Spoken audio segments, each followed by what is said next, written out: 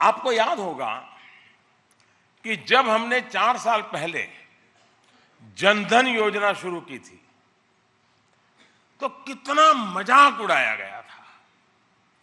कुछ लोग कहते थे कि गरीबों का बैंक खाता खुलवाकर हमने कौन सा तीर मार लिया।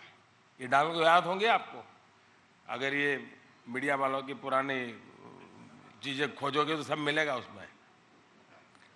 कई लोगों ने तो यहां तक कहा कि जिनके पास खाने के लिए कुछ नहीं है वो बैंक में खाता खुलवा कर क्या करेगा।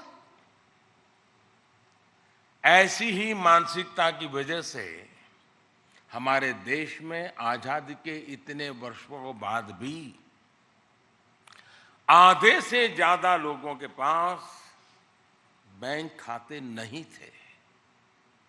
अब आज हमारी सरकार के प्रयासों की वजह से देश में 34 करोड़ से ज्यादा लोगों के बैंक खाते खुले हैं।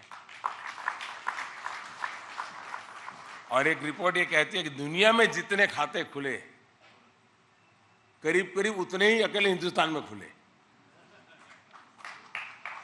साथियों, जनधन अकाउंट खुलने के बाद हमने उन्हें आधार नंबरों से जोड़ा। कोशिश की कि ज्यादा से ज्यादा अकाउंट मोबाइल नंबर से भी जुड़ जाए। अब उन्होंने खाते खोले नहीं, आधार की क्रेडिट ले रहे हैं, लेकिन जब आधार का सदुपयोग हमने शुरू किया तो यही अदालतों में जाकर के आधार को अटकाने के लिए अड़ंगे डालते थे। अब मैं आगे जो बताऊंगा उसको अंदाज आएगा कि आखिर आधार से उनको तकलीफ क्या थी,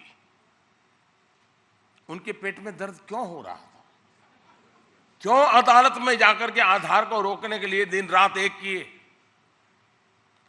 इधर हम देश में जनधन खाते खोल रहे थे, उधर उन सरकारी योजनाओं को भी खंगाला जा रहा था जिसमें लाभार्थियों को पैसे दिए जाने का प्रावधान था।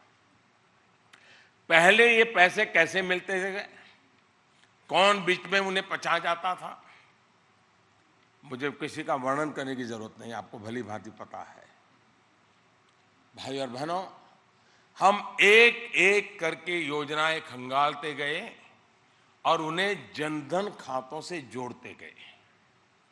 आज स्थिति यह है कि सरकार की 450 से ज्यादा योजनाओं का पैसा सीधा लाभार्थियों के बैंक खाते में ट्रांसफर हो रहा है।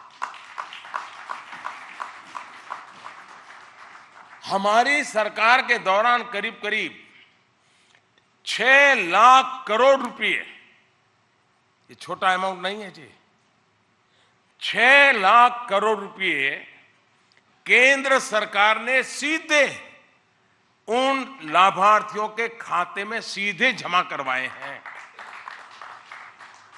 और मुझे ये कहते हुए गर्व है कि पहले की तरह 100 में से सिर्फ 15 पैसे नहीं बल्कि पूरे 100 पैसे लाभार्थियों को मिल रहे हैं।